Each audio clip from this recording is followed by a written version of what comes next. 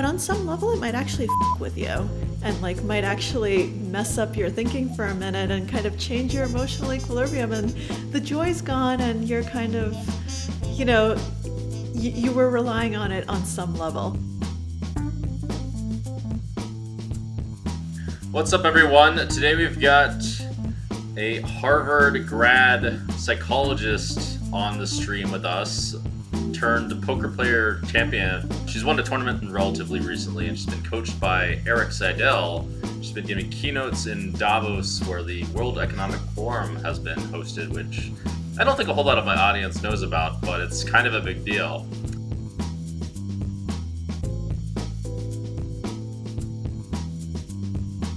Ria, how does it feel to be on? It feels good. Good to see you. Good to hear you. How are you doing? How's Vietnam? You are playing some high stakes right now. Yeah, well, to start off, I played the 75K, and I was told I was swindled a little bit. Someone told me, "Oh, the tournaments are great. You're, it's a good tournament." And then I sign up, and then it's all like the top tournament professionals. I'm thinking, what the hell have I done?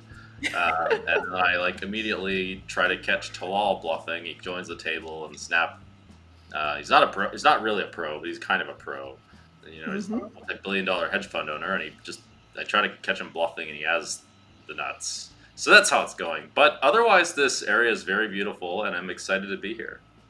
Yeah, the photographs look beautiful. I have a lot of envy and wish I could be there, but unfortunately the stakes are much higher than what I play.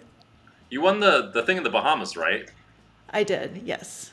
But that's a baby tournament, not a 75K. The highest buy-in I have ever played was a $25,000 buy-in tournament, and that is because I also won entry to that the first time, and then the second two times I did not win entry, but I played, and that's it.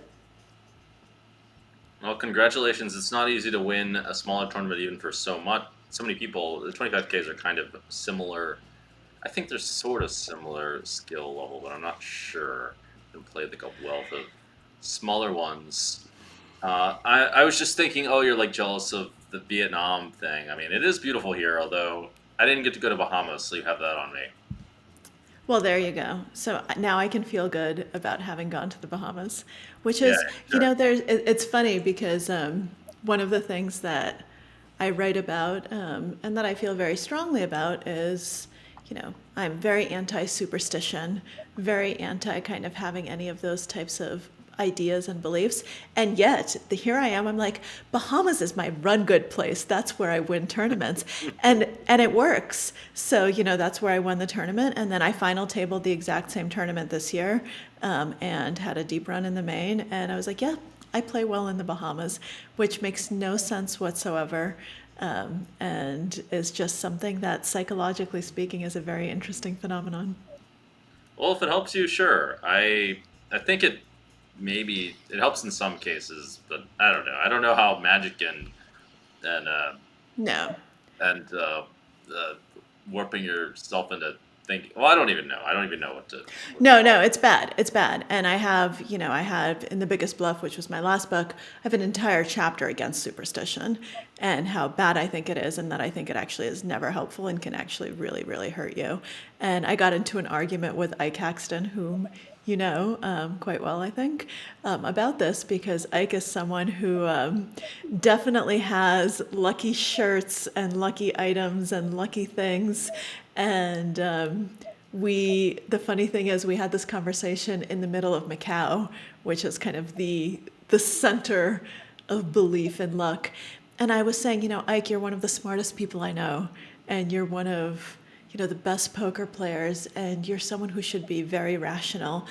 And he told me, he's like, on some level I understand, but it can't hurt.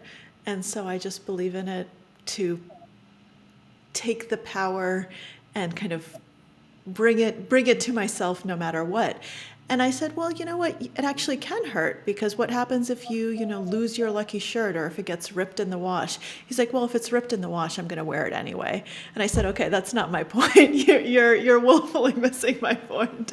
And I think, he was having fun with me. I think he was enjoying the conversation and kind of had fun playing that other side of the argument. But it was interesting for me because he's not the only one. There are a lot of high roller players. Steve O'Dwyer is probably the worst. He's got a lucky chair that he actually brought with him from tournament to tournament, which I think is insane. But it's interesting how people who are so smart, so good, have such solid analytical skills can still fall prey to some of those biases, which are not logical and probably not good for their game. It depends on. I mean, I think it's a positive free roll if it doesn't. I mean, similar to Ike's logic, if it doesn't like inhibit you, you can't sacrifice logic in Right. favor of this, luck nonsense. I mean, for me, sometimes it's tempting, as long as it's like the cost is not very high. I've done it if the cost is not very high, but there's also like I feel like there's something you're missing out on, which is the joy factor. Because like, why the hell are we doing this anyway? Why do you need money anyway? If you're not gonna like do something that makes you feel good with it, like it increases your quality of life, and like joy is also that thing. So the the luck factor introduces that element to it. So if you take that away, you take away all the joy that Steve O'Dwyer has when he wins the tournament with his lucky chair, whatever it is. And Well, no, I mean, I think you're making a very good point that it is a game, and you do need to have joy in it because I mean you're lucky that you get to play a game, and the fun part of it is important. And so I completely agree with that. I think you need to kind of separate out like the luck factor and the actually believing in some of the superstitious elements because the superstition part can take away from the joy as well because what I was trying to get at when I said what happens if you lose your favorite shirt is it's a free roll except what if your lucky thing what if something happens to it like if you're Steve O'Dwyer, right, and you have your lucky chair, and what happens if all of a sudden like the legs fall off and you can't sit in it anymore? You might think, oh, it's fine, I'll just get another chair, but on some level it might actually with you and like might actually mess up your thinking for a minute and kind of change your emotional equilibrium, and the joy's gone and you're kind of you know you were relying on it on some level. And so I don't think it's quite a free roll. That said, yes, joy, incredibly important. It's important to have fun with this. I think you are someone who really epitomizes that with your outfits and your kind of your personas and your ability to show that this game, it's a hard game, it's a serious game, but it's also fun and it's a game. well, thank you. Yeah, I try to bring an element of joy to it. One thing that what was important for me, or a realization, and this will be a whole subject I think for us to talk about, is that Yeah. as I played poker more and more, I slowly began to realize that my idea of like positive impact and morality was a bit rigid, in fact, and that actually to do something like bring joy, etc., is like a variation of the strategy of making a positive impact. And vice versa is Yeah. also true. You can be immoral by taking, for example, from a it's an extreme point of view, but you can be effectively immoral by taking the joy from like a group of people. Well, you can do something bad. Let's just put it that way. Uh, by not by like killing their joy, sort of thing. I mean, it requires a certain social finesse and a certain how do you say a certain like perspective to see things from this lens when you're in this kind of field of like using logic and that kind of thing. Most poker players don't look at things that way.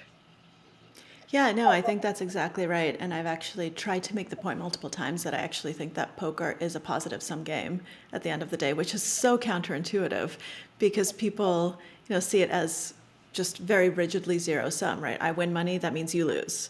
And Mhm. if you win, that means I lose. But there's so much more to it because it is a game. And it is something that's social, and it is something that brings joy and fun and value to a lot of people.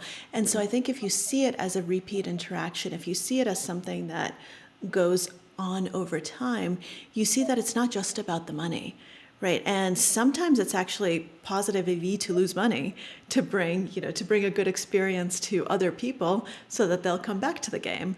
And bringing the entertainment value, sometimes people are happy to lose money to you because they want to play with you and they enjoy it and they enjoy that experience. And there are so many different reasons why people play, and money is just one of them. And a lot of it is the social element and the entertainment element and the just camaraderie and the strategic thinking and just the challenge and all of that. And I know so many people, this sounds, disingenuous, because I obviously want to walk away with more money than I came in with. But I know so many people who are just really happy, even if they lose a lot of money, to have played in a session with a certain group of people.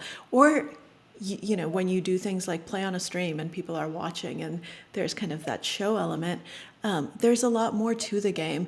And I think that if you see it that way, it can open up more empathetic elements of your personality, which again seems counterintuitive because it seems like poker players should be just very cold and calculating. But you also need to understand other people's motivations, where they're coming from, what makes a good game, what makes a good experience, what makes people come together.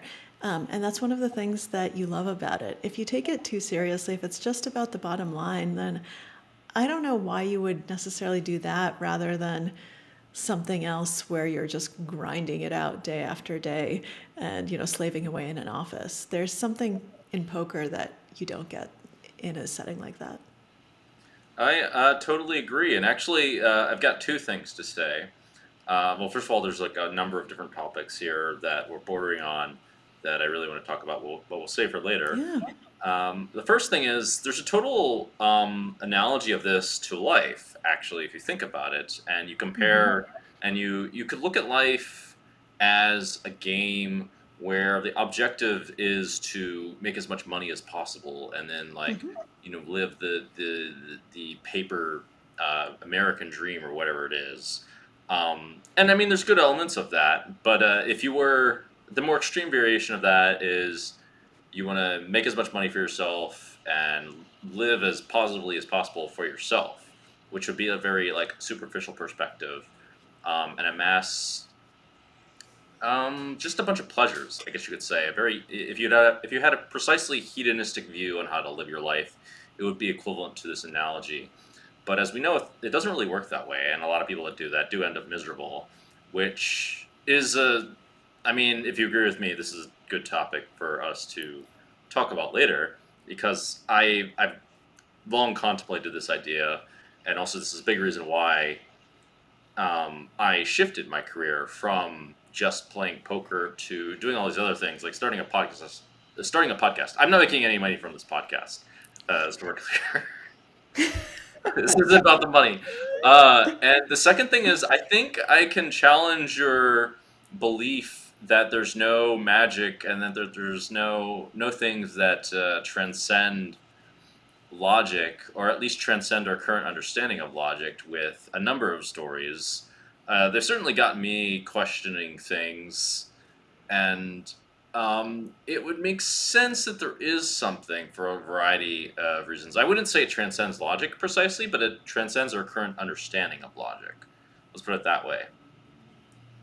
That there might be some superstitious things that, or at least some magic or something that is hard to explain. Not impossible to explain, but hard to explain with logic. All right, all right. Well, I'm game. I'm game for the challenge. I am someone who is very, very strongly in the camp on the opposite side of that. And I think that the burden of proof for anything is extremely high. So, I'm someone who comes from experimental sciences and, there are psychologists who've tried to do ESP studies, and I think that all of them are total bullshit. There's nothing that's actually been done to high enough academic standards. We all obviously know that you have, the challenges that originally Houdini had put out, that if there's actually ESP and there's other world and you can communicate with the dead and do anything like that, he would pay you $1 million. And we know that that prize was then taken up by multiple magicians and was never claimed. And so there are lots of people who've tried to prove otherworldly things. And that said, I remain open-minded if there's proof, but I just don't think that we've ever had proof. And so as of now, I remain to be convinced. So if you think that you have some magical experiences that are going to challenge my thinking, then let's go for it. But I'm going to warn you that I'm going to push back hard. Oh, I don't care about that. I want you to. A couple things. Firstly, I don't take offense. I'm unique in that I don't take offense to my positions being challenged, as long as they're challenged with logic and reason. If they're challenged with idiocy, I don't like that. Secondly, I'm not going to say that it's real. I'm going to just open up the door so that maybe it's real and give you a couple alternative perspectives. Okay. Additionally, I want to point out that of all those examples that you mentioned, they all have the characteristic of not doing it for the right, not seek. Like a big thing about magic is that, for the most part, it can't be like it can't be manipulated. It's supposed to not be manipulated for these kinds of reasons. But I have heard of some really extreme things that go on. I don't really understand why they wouldn't come forward and prove themselves. Right. But basically, one of the things about magic is that it's not supposed to be like proven. It's not. That's one thing. That's one of the tricky things. To be fair, I've never seen a clear miracle myself. I've never seen like a real miracle. But I've seen many hints of them. All right. We're gonna go into history. Let's get one. Let's take one. Let's take Okay, let's take an almost miracle that you've witnessed. Okay, we're going like totally off board here, but I mean, let's see, an almost miracle. A couple things. I can take one from my own life, but people Let's do it. think I'm a little bit crazy. I won't think you're crazy, but I will. I've already warned you that I will likely push back, but I'm listening with an open mind. Okay, well, I've heard hints of a lot of things. I will say that I had one thought that I could swear was not my own thought. It was like it occurred to me, just one, and it was very simple. So there's that. That's probably one of the closest I've witnessed to a miracle. I kept thinking about why this happened to me, all these sorts of things. I mean, I had a kind of a dream at the beginning of my life that I remembered when I was 29. These barely count. I don't know what to call these. These could make some kind of sense in psychology. But I'll tell you, for example, there was an example in Carl Jung's, you maybe you've heard of this one, but in one of his experiments with someone who was a super rationalist like yourself, she had a dream about like a scarab. Did you hear about I that? know this. Yes, I'm very familiar with Jung, and spent a lot of time debunking Jung and Freud and Okay. all of that school. Yeah. So Okay. no, what I was actually curious about was, whether there was something from you personally as someone No. who is rational, who is a poker player, who is someone who should have, a little bit more of a skeptical lens on this, because just to be perfectly honest, I get very frustrated with magical thinking when it comes to poker, because poker is a game where delusion should really not be rewarded, I and agree. where it should be punished. And if you're delusional about oh well, I know this card is coming, so I'm going to make this horrible No, decision I right think now, you're that's bad. bullshit. And so I hate when people say that, when they were like, oh well, I That's feel I'm going to win this one, so I'm just going to do this. Like the white magic type of thinking, I have just zero tolerance for it, and it gets me mad, because it's the opposite of what I fell in love with in poker, and it's the opposite of the skills that I think that poker can bring to the world and to the I, human mind. And so that's kind of where I'm coming from. I agree with you, and to be completely honest, if there is such a magic that allows you to know what the next cards are coming, it's like cheating not only in the game, but it's also cheating like according to how the natural order of things should be. there's Sure. reasons why these rules are in place. It's like breaking. You shouldn't be able to do this, basically. So it wouldn't work like this. So it'd be like a miracle for the sake of the greater good. And if you read about this in many different books, and I don't know if you've investigated this yourself, but like it goes into like the psychology. Like on the fringe of this is the psychology of. I know you read about the psychology of con artists, which also intrigued me. By the way, I had a very similar idea to you of using the positive sides of con artists for something good, I Yeah. presume. And at some point, it occurred to me: what about the psychology of the divine? Is this real? What about the psychology of the saints? Are they even f***ing real? Because once I started reading in history books, I was like, what the f***? I keep reading about all these miracles all the f***ing time, and I'm not seeing any of it. And I'm just like, what is going on right now? And I've heard of also some crazy things. I've heard of like a satanic group. I've heard of a couple. I read about the life of Aleister Crowley, who was like coined the Antichrist, and he was basically pure evil until like he was anchored by the world to value family, which makes them less than 100% evil. But anyway, so if you read these stories, I mean, you're familiar with Joan of Arc, for example. Sure.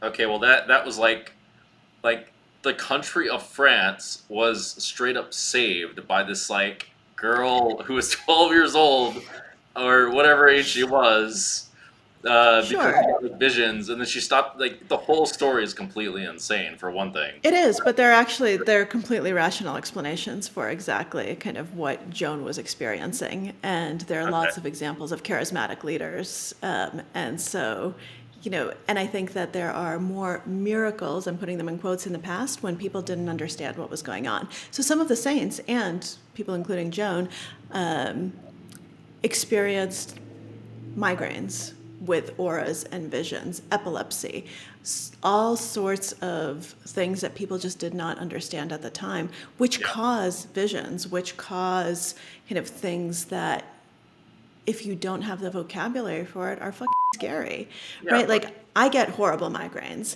and I have had, migraines where I've lost my vision, just actually gone blind, and I've had migraines where I've seen, crazy auras and things that don't exist. And I know what's going on. I know the neurology of what's going on. It makes it a little bit less scary, but it's still awful, and I can only imagine what would happen had that happened to me hundreds of years ago, right? And I didn't have any explanation Sure. for it except for the divine. And I think that over and over again, that's what we see. And that's where you have phenomena like Joan of Arc. Now, Joan of Arc was a total badass and a strong woman and an amazing person, and she did bring the country together, but I don't think there was anything magical about it except for, like, what a ridiculously powerful human being. Well, here's what I'd say to that: is that people when there's this quote that says I forget the exact quote, but it goes something like, "Highly advanced technology will look like magic if you don't understand Yeah, it." And this, sure. the how this relates to right now is that, I mean, if you remember what I said, that the magic would be very difficult to explain, but not impossible to explain. First of all, it has to be explainable at some level Absolutely. because it doesn't make sense for the universe, like the whole universe being logical is just it's just like a study of how the universe works, right? So what like this doesn't like wouldn't negate evidence of the divine exactly. It would just like my response to you would be this was just like even if it was like some like terminal uh, cancer in the brain or whatever, the tumor, it's still like suggestive of potentially some kind of like it doesn't really disprove it in my mind. Let's put it that way. It's still effectively like a miracle as to why. Well, it is. It's just a Well, highly unlikely I mean, event. No. the reason, the reason I laughed at that is because, sure, if you think of like every human life as a miracle and everything, then everything is having a purpose. But I don't think that way, right? Sure. I think that actually things are random and shit happens and there's a ton of noise. And what our brains are incredibly good at is trying to make sense out of nonsense, trying Oh to yeah. tell stories out of things that don't actually make sense. I mean, our Sure. brains are storytellers. That's what they do. Yeah. They take all of this noise and they create a narrative that makes sense. And so, they take just random chance and they say, "Oh, it's fate." Or there's a purpose to it, there's a direction to it. And there's not. It's just us imposing that on this random noise of the universe. Sure. And there's a phrase that I've used, so I'm just going to quote myself. I think that we're just interpreters of static. That's kind of what we do, and we try to find patterns, and we try to find stories, and we try to find, whether you call it miracles, or there's a purpose for it, or this was my fate, or whatever it is. But at the end of the day, I don't know that that's useful. And I think that a lot of times you end up with these really stupid things like saying, "Oh, well, everything happens for a reason." And that's just total bullshit. Things just happen and bad things happen, and they're not happening for a reason. Like they just happen. And it sucks. And if it makes it easier for you to deal with, and if it makes it easier for you to interpret, if it makes it easier for you to live a good life believing that there was a reason to it, sure. That's amazing. That's wonderful, and I love that for you. But I don't think that means that there's any kind of greater purpose or miracle or anything like that. Sure. Sure. I actually agree with you. The part where I don't. It's more like, well, to be precise, I don't disagree. I think what I would add to I that, love that phrase. I don't disagree. everything you said is from a certain perspective very true. But like, you can say, you can have this saying, everything happens for a reason. I mean, that's not an untrue statement either. It's like looking at the glass half full sort of thing, in the sense I of like, disagree. I think it is an untrue statement. well, what I'm I think saying is that, like, all you can really do is take what you're given and like work with it, sure. which makes it like a reason. But the main thing I want to get at is that the main thing where I disagree is, at some level, like, all the actions that you take, you have to decide for yourself what they mean or don't mean, right? You can like look at Sure. anything and decide it has meaning and you're going to do this with it, or you can look at anything and you decide it doesn't have meaning, or there's only so many pathways logically that you can take with Yeah. it. And actually, this is this also brings us back to poker. I don't want to talk about this forever, Yeah, but let's do it. it's like the same thing in poker. You can like, I mean, you can construct narratives of like, if you're going to use your, the lessons you've learned to try to win, and I guess you can like, go deeper into that and create meaning out of it, and that way you create your whole different experience, and it becomes like a positive free roll and all these sorts of things.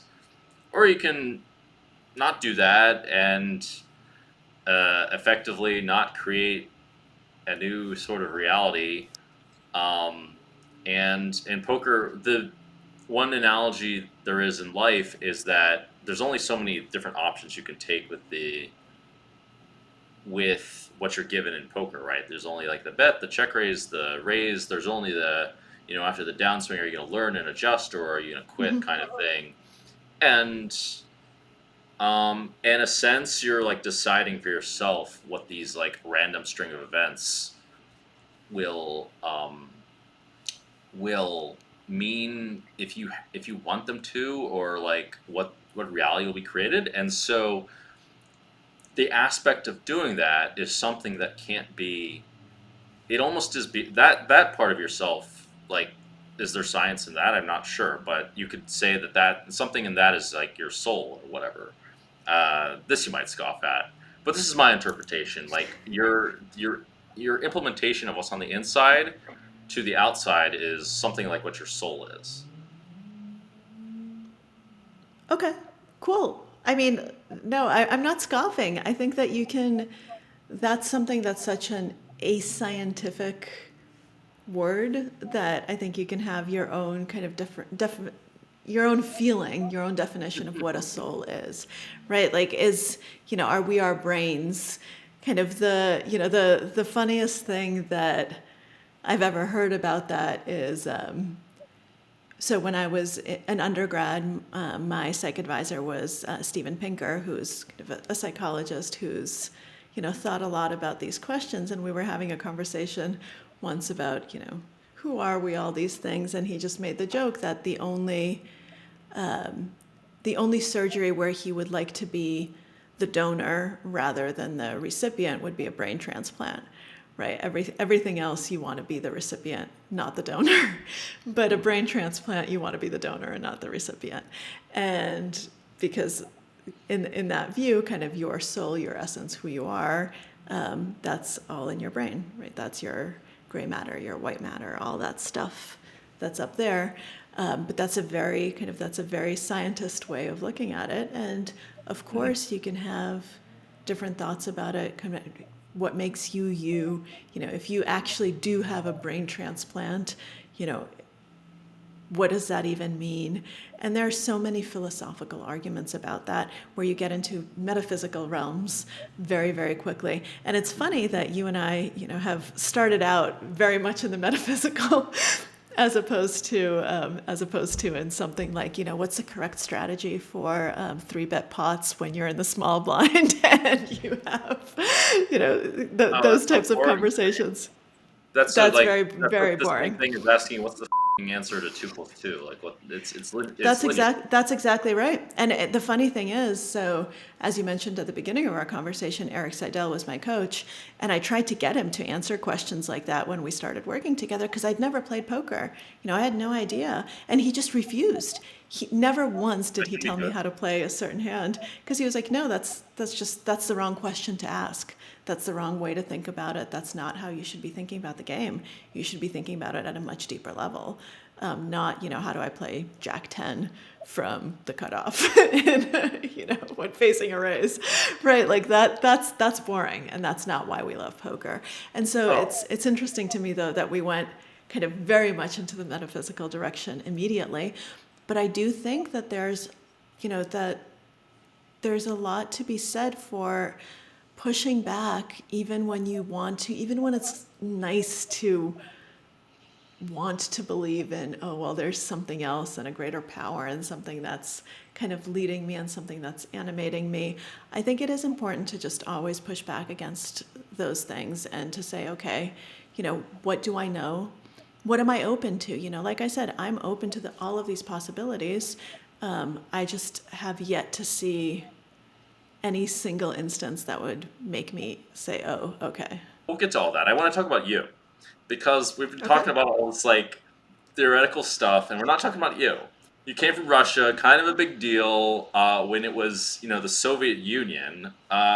Big deal, and it totally makes sense also from your own background that you're a no bullshit kind of person. I mean, I know that, I've met many Russians, and I know that, having to face all that kind of stark reality kind of filters all this fucking bullshit that people, in the West believe because been dealt a silver spoon in their mouth a lot of the time because they just don't have to deal with that. So, why don't you tell us a little bit about that and how you ended up becoming a psychologist?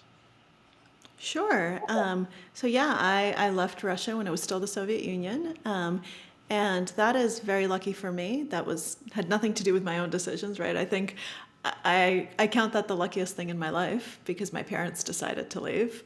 And I would not be here. We'd not be having this conversation had that not happened. Because, I'm female, I'm Jewish. I would have had very few opportunities to become the person I am had we stayed there. We ended up going to Europe, which a lot of Jews did at the time. So we went to Austria, to Vienna, and then to Rome, and then got asylum in the US. So we were stateless for a while and then came here. And I grew up in New England, in the Boston suburbs, and really, was really Generation Zero. So, we had no money, hand-me-down clothes, nothing, We were, I mean, if I think back on it, we were poor, but because my mom is amazing, she never made us feel like we were poor, if that makes sense, right? I never realized that that was the case. And became just, I think that was something that made me fascinated by humans and by how people interact and by language because I couldn't speak English, went to school not speaking a word of English, and I had to be really closely attentive to other people, to social signals, to what they were telling me. And I think in some ways, kind of my love of psychology, my love of language came from that immigrant experience, from kind of being thrown into a culture and an environment where I didn't understand anything and where everything was totally foreign and I had to make sense of it. And then, I ended up growing up, went to Harvard, as you said, studied psychology and writing, and then went to grad school for psychology, but never then straight from grad school started writing full time because I wrote my first book when I was in grad school. And that was about Sherlock Holmes, using Sherlock Holmes as a model for mindfulness and thought. Very And impressive that writer book, by did. the way. I respect that. Thank you, thank you. So that was my first book, and kind of set me up on a career to be able to write full time. So then I graduated, wrote my second book, started writing for the New Yorker. Didn't write my third book. Had a lot of bad things happen, which brought me to poker and my third book, which was about my time in poker, and using poker to me always was not just poker. It was the interest in it was that it was a metaphor for life and a way to learn more about myself, about decision making, about thinking at a much higher level. And then right now I'm working on my next book, which is poker adjacent, but not about poker. So that's kind of a very short history in 2 minutes of where I am. And in terms of psychology, what I studied was self-control and decision-making. And my advisor in grad school was Walter Mischel, who is famous for the marshmallow studies. So he unfortunately died a few years ago, but he was the man who invented those, famous pop studies in the 50s where you put a marshmallow in front of a little kid and you wait and see if they eat the marshmallow or if they can wait for another marshmallow, 10 minutes later. And the kids who waited, who were able to delay gratification, ended up doing much better in life. That's a synopsis. It's actually much more complicated, but that's like the Cliff's Notes version. So Walter was my advisor, and I got to work with the marshmallow kids who were, when I You worked did. with them, in their 40s. That's so Yeah. funny. That's pretty cool. All right. Yeah, I know about that experiment. I've read about it like 3 different times in like 3 different books. Yeah. It's one of the most famous, I think, psych studies of the 20th century. I want to talk about delayed gratification at some point also. Yeah. Um, were you able to make money as an author? It sounds very challenging to make money as an author. Like you have to have like a big hit. I understand. Yeah, I mean, I got very lucky. My first book, the one about Sherlock Holmes, hit the New York Times bestseller list. So I was able to kind of cobble together a career from that. But I was very lucky, and it's something where and it still is, it's a constant grind. It's kind of like poker in the sense that, since 2008, which is when I went to grad school, I've never had a paycheck, never had a W-2, never had constant health care, never had any of that, because I've always been a freelance writer. So, some months I make tons of money and some months I make zero, and I just have expenses. And so in a way that the career as a writer really prepared me for poker because, this is what your income looks like. And you can't rely on, I make X a month, because I never went on staff anywhere, because I never wanted to. I had worked in an office in my first few years out of college, and I hated it. And I knew that that's not kind of that's not the kind of career that I wanted to have. That's not how I did my best thinking. That's not how I did my best work. Didn't bring out the best in me. And so, yeah, I have been able to make a living as a writer, but you wake up every single morning and you think, will I still be able to make a living as a writer tomorrow? Right. And the answer is I have no idea. And I think that's similar to poker. So, did you get into poker for the money, or was it because of the aspect of being able to reflect on yourself, or what? Yeah. Oh, no, absolutely not for the money. It was because I went through kind of a time in my life where I had a lot of bad luck. A lot of things happened to me. I got very sick with an autoimmune disease that people couldn't diagnose. And, my grandmother died in a freak accident. And just all of these things happened all at once, which made me have this like feeling of helplessness, and I needed kind of a way to process it and to think through kind of luck and the role that it plays in our lives and where control ends, because there's nothing quite like losing your health or losing someone that you love to a freak accident that makes you realize how important it is to be lucky, right? You can work really, really hard. You can do everything right. And if you're not lucky, if that's not on your side, Yeah, then you're and for so sure. that's actually how I got in. That's how I got into poker, as a way of thinking about that as a metaphor for skill versus chance. The idea came to me when I was reading John von Neumann's Theory of Games and Economic Behavior. So von Neumann was a poker player, and game theory was based on poker. That's actually the first introduction I really had to poker. I'd never played. Never watched poker. The only poker game I had ever seen in my life was in the movie Rounders. So that's what poker was to me. I'd never watched the World Series, never watched it on TV.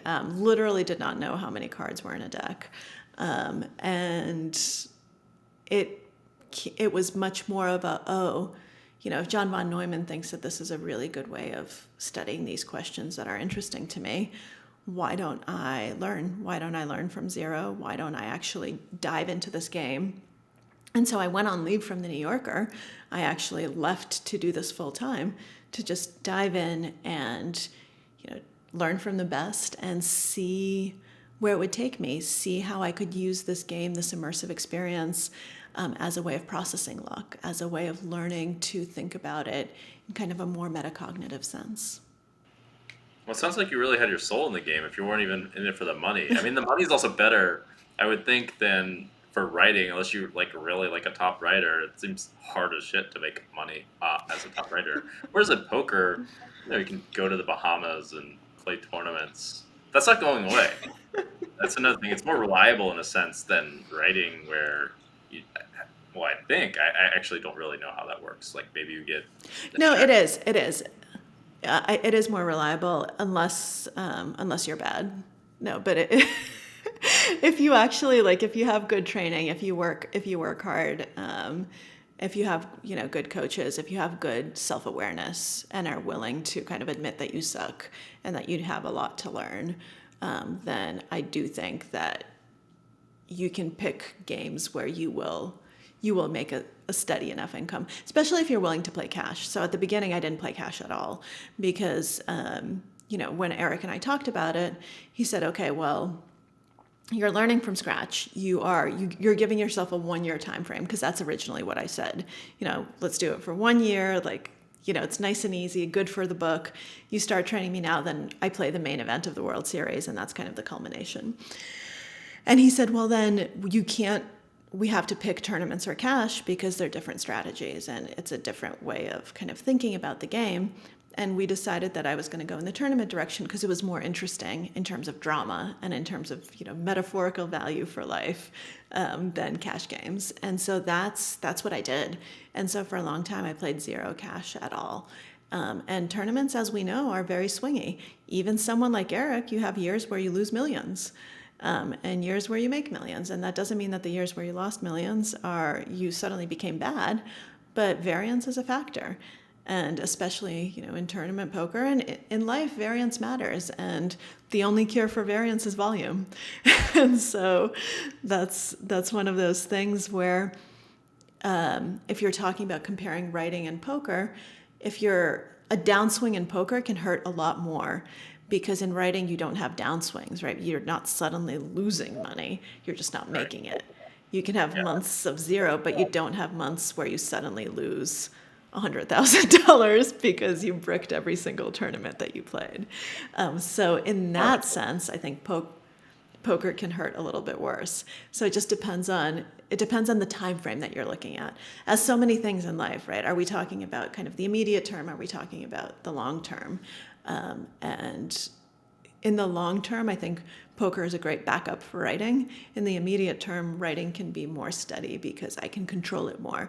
And if all of a sudden, I have a month where I need to make more money, well, I know that I can sell a piece to this magazine and I'll be guaranteed this amount of money. And in poker, I can't be like, well, I'm guaranteed that if I win, that if I play this tournament, I'm going to win one of them. No, that it doesn't work that way. Well, yeah, it's interesting that one good thing about poker is you can do it while doing other things. That's one of the benefits of it. It's Yes. kind of this has this odd list of benefits to doing it, and this odd payoff, and this odd way of this odd thing that this is an unusual set of things that it teaches. Like, for example, as you said, if you have the self awareness to admit to yourself if you suck, or not you or anyone, and you improve on your game. Oh, I'm and all happy of to that. admit that I suck. All good. Okay, most people can't do that, by the way, in all sorts of ways. Or it also teaches to not have biases and things like that, which is, in fact, I wanted to make a TED Talk on that, but I found it to be a bit challenging and I postponed it a little bit. But I will do it at some point. I liked your TED Talk, actually, or no, it wasn't a TED Talk. It was a keynote at the World Economic Forum. We'll talk about that in a second. I respect that kind of stuff. It's not easy to do, and it's one of the ways of making positive impact, which I appreciate. I'm curious if what do you say, your colleagues think about this poker thing. Does your grandmother, for example, still think you sold your soul to the devil? Yeah, she kind of does. She loves me and she's supportive, but she wishes that, when The Biggest Bluff came out, that I would have left it all behind. But it's interesting. A lot of people have been very supportive, and a lot of my colleagues have been very supportive. They think it's great. They think it's cool. They think it's fascinating to do something like that. And then you have the people who, think I'm the Antichrist, that I am promoting, gambling and evil things, and that that I used to be someone who they could look up to, and I'm not anymore. And to them, I say, good for you. Stop looking up to me. That's great. I'm cool with that. But it is interesting because one of the main things that I try to show, and one of the main kind of takeaways that if people actually read Biggest Bluff carefully, they'd come away with, is that poker isn't gambling, right? If I actually look at, skill versus chance, it is a game of skill at the end of the day. And yeah, there's a gambling element in it, but there's a gambling element in life. Everything in life is gambling. There is, there's an element of chance in everything. And poker isn't, it's not baccarat, it's not blackjack, it's not any other game in a casino. It's actually a skill game where the most skilled player wins, not the best hand, right? And if it were just pure gambling, it would always be the best hand that would win. You'd have to have the best hand. And, people just have a thing against it. And the moment they see, poker and cards and money and all of this, they think evil, evil, evil. Chess, not evil. If I were a chess player, I'd be a good Jewish girl who'd be a good representative for humanity. But poker is not that. And it's a funny thing to see how strong those puritanical strains are in our society. That, the United States is definitely a country that was founded by Puritans, and you can tell. And that there's this very strong reprimand sense of, you're doing something that's evil. And I want to push against that. And that's one of the reasons I'm still close to the poker world. I still feel strongly that it can be a force for incredible good in society, for more rational thinking, better decision making, people who are actually poised to make the world a much better place. And if more people thought like poker players, like real poker players, people who take the game seriously, who understand it, I think the world would be a much better place with a lot less conflict and a lot more positive sum interaction. And so I still feel very strongly about being a good ambassador for the game and about defending it. And so, I still get into these fights with people where they say, oh, no, you're just an evil gambler. And I say, you know what? No, I'm not. And I will actually try to take the time to talk sense into you. And if I can't, I can't, but I'm not going to give up. I agree with you. I mean, it's easy for me to agree, and there's an easy way for us to be biased, but I do think when someone makes this snap judgment of saying you've sold your soul to the devil and all of that, they're really not thinking about things really analytically, and they should ask themselves the question, what is the devil exactly? And related to this question a bit, I mean, I'd like to hear your thoughts on that, but also I want to ask you the question, why should we do good? I mean, I think we should do good because it's a good thing to do. It makes the world better. And from a selfish place, like, don't you want to live in a world that's better and that's nicer and that feels better? And I think it feels good to do good and to create kind of that positive space around you. And a life that has meaning is a life that leaves a positive impact on people, where you do good things for people, people remember you well. Because at the end of the day, we're all dead. The only place we're going to be alive after we're gone is in other people's minds, how they remember us, what we brought to the world. And that should be positive and good. And to me, that's, it's its own reward. It's funny. I've realized at some point that, when you're nice and when you put more positive energy out there, the world just becomes a much nicer place. And if you're nasty, the world is nasty right back at you. There's really a sense of, you get what you give. And it's much more pleasant to go through life when you leave every place a little bit better than you found it. Would you so do you see how what you're doing is not that different from saying, I don't know if you're going to agree or not, but from my point of view, it's not that different from saying everything has a reason. No, I mean, it is different because everything has a reason, as saying that, there's like, if the ceiling were to fall on my head right now in the middle of the interview, there's a person who would say, oh, well, that happened for a reason. No, it didn't. Like, obviously, yeah, sure, there was some reason that like, there was faulty, construction, and, I probably shouldn't have died in that particular instance. But no, that didn't happen for a reason. It was just negligence and something horrible. Because that's whenever people only say things happen for a reason when shit happens, when something goes like terribly wrong, right? Like, and no, that didn't happen for a reason. It just happened and it sucked. And we can find explanations for it, but that's not what everything happens for a reason means. That's people saying like, oh, well, you should just like learn to live with it. There's a greater purpose for it. No, there's no greater purpose to the ceiling collapsing on my head right now. There really isn't. um, I'd I like to I'd like to live a little bit longer. I don't exactly agree. Um, but in actually in one of the religions Okay, it if the says, ceiling collapses right now, I'm just gonna blame you all because right, you sure, didn't agree with me. Continue. okay, good, you can do that. So actually, in at least one of the religions, it says almost exactly what you say in the fact that the world essentially represents your worldview represents who you are as a person. Your way of interpreting things represents who you are on the inside. You can look at the world as hell and look at all these bad things as hell, essentially, or you can look at everything as good and look at all these things as good. But what this gets at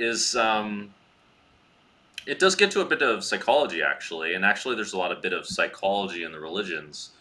I'm curious of your thoughts on that. But the reason I asked this question of why do good is because, like, if we're looking at our lives, you touched on this idea of when you were talking, you touched on this idea also of in poker, the strategy goes beyond just playing the game. You would be nice to people, because you don't want them to bluff you or whatever. You don't want them to be so harsh on you. And yes, it's harder to play against someone who's nice to them. And this goes beyond life, etc., etc.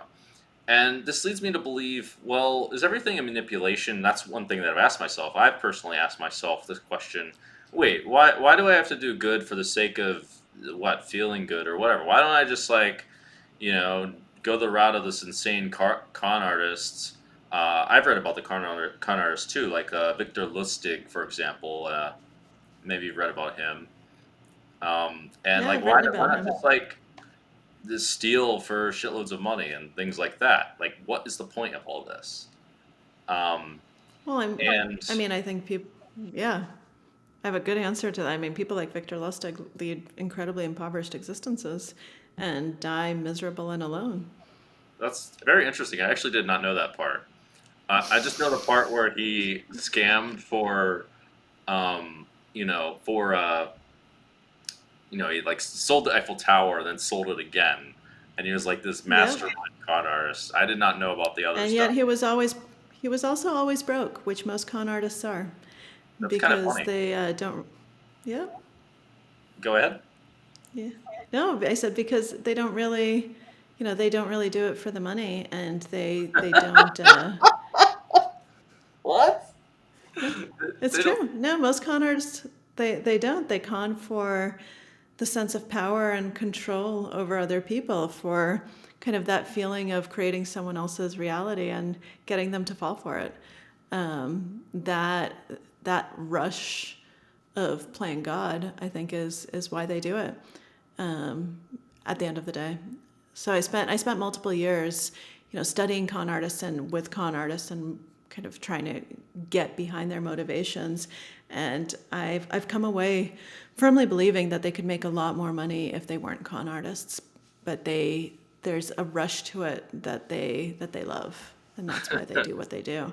And most of them are perpetually broke, just kind of as a side note, That's including Victor Lustig, who was in jail many times, who just kind of had a barely above subsistence existence for most of his life, despite his successful sales of the Eiffel Tower. that is too funny. They're in it. They've got their soul invested in it. That is really, really funny. Um, relating to this, do you see, like, the kinds of strategies that you use at the poker table and think to yourself, okay, um, now I'm gonna live my life this way. I'm gonna, like, think, what is my strategy for maybe even working out, maybe even, like, who you talk to, maybe even how you talk to them. Do you, like, think of it in this kind of way? Yeah, absolutely. I mean, I think that for me, life and poker have been this reinforcing cycle, right? Because there are things that I've brought to poker that have helped me become better more quickly than had I not had, say, the background in psychology that I had, the background in journalism, where I was very used to observing people very, very closely, because that's what I do for a living, right? Is kind of look at people and let them tell me who they are. That's how you write. That's how you do Sure. psychology. That's how you play poker.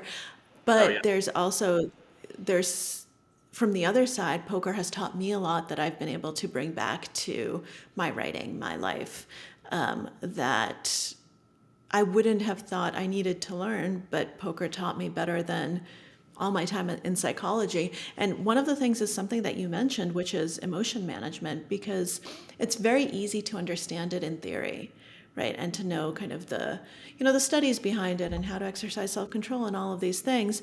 But until you've been playing, in a tournament for 13 hours and it's 1 a.m. and kind of you've just been thinking and making really tough decisions for a really long time, and you're just drained and your resources are drained. There's nothing quite like that, especially like if you're getting down to kind of a final table bubble or just like some very important thing and you still have to be making good decisions. There's nothing quite like that to actually teach you what it means to have to manage your emotions and how bad you are at it, right? I learned that, hey, even I tilt. Even me, the final student of Walter Mischel, the person who worked with the Marshmallow Kids and who should know all of the best delay of gratification and self-control strategies, I make bad decisions when I'm tired Remember the Marshmallow because, Kids? yeah, That's so much exactly. Marshmallow Kids, Maria. Exactly. And I'm trying to channel those marshmallow kids and I can't. I'm eating the damn marshmallow because it's 1 a.m. and I'm hungry and I've been trying to not eat the marshmallow for the last 12 hours. And so, it really, I feel like poker in some ways is like therapy on steroids because you have to kind of confront all of this stuff and all your shit's going to come out at the poker table, right? All of your issues, all of that stuff, it's going to come out at some point because you're in a high pressure environment and you're making high level decisions if you're playing well, and you have to keep doing it over and over and over. It's not that just because you've made 2 good decisions in a row, you suddenly get a free pass and you're allowed to not make good decisions now. Like, oh, okay, good job, Maria. Like, let me pat you on the head. Like, you did a good job. Now you can rest for an hour. No, you got to keep performing. You got to keep doing it. Like, you don't get to take a break just because you're tired and you feel like you've done a good job. And that's not true almost, anywhere else in what I've done in life. Like you can always, take a little break, like take a pause, do this, do that. But even in cash games, unless you're playing in a cash game where you've got like a gun to your head and you've got to keep playing, like you can walk away for a little bit. But in a tournament, like you can't. You have to keep performing. And in some ways, the stakes keep getting higher and higher and higher as you get further and further along. And so it's taught me a lot about decision making under pressure, about how to make kind of those choices, how to try to manage my own resources. It's taught me a lot about self-awareness and mindfulness and being incredibly well attuned to the signals that my own body is giving me. Because if you're not incredibly aware of that, you're going to make bad decisions because you're not going to realize, oh, I'm hungry, oh, I'm tired, oh, I'm angry, I'm frustrated, I'm upset, I'm this, I'm that. You need to learn to recognize that in yourself, and that stems from a very high level of self-awareness. So one of the things, I'm someone who meditates and who does yoga every single day, and I've done that for over a decade. That really predates poker, but I've found that it's like essential. If I don't do it when I'm kind of deep in a poker tournament, then I'm just dead. I'm not going to be able to perform well. It just gives me kind of a well of resources that I can reach into if I need it. But I do need it, and it's something where you really realize that life and good poker, it's about everything. It's a balance of mind and body and all of these different things, and you have to learn to control all of them. And the other thing that poker has taught me is you have to learn to forgive yourself when you up, because you're going to up, you're going to make bad decisions, you're going to tilt, like you're going to get tired, like you're going to punt off your stack at some point, like you're going to do something bad, and in retrospect you're going to look at it and you say, wow, like I did bad. I should not have done that. And you have to learn to acknowledge that and to move on and to not just keep blaming yourself. And I think that's a very important lesson for life as well. All right, cool. Well, if you want to say anything else, you want to, whatever you want to promote. Or No, there's nothing to promote. I mean, the Biggest Bluff, if people like poker and are interested in any of the ideas, is something that I think is good, but I'm biased because I wrote it. So that's my latest book. I'm working on my new book right now, but it's not going to be out for a few years, so it's a little bit early to promote that. But hopefully, we can have this conversation, not just soon to pick up on all these topics, but we can talk again in a year when the book is actually slated with a publication date, and then we can promote that. I can give you a little hint and say that the book is about cheating. Okay, I'm intrigued by this. This is a topic I was also interested in. All these topics, by the way, I thought a decent amount about, like why not cheat, um, why cheating sucks, all these sorts of things. So yeah, I'm looking forward to it, and congratulations Wonderful. on your future book. Thank you. Thank you. It's been such a pleasure. I hope that you end up coming away with luck on your side.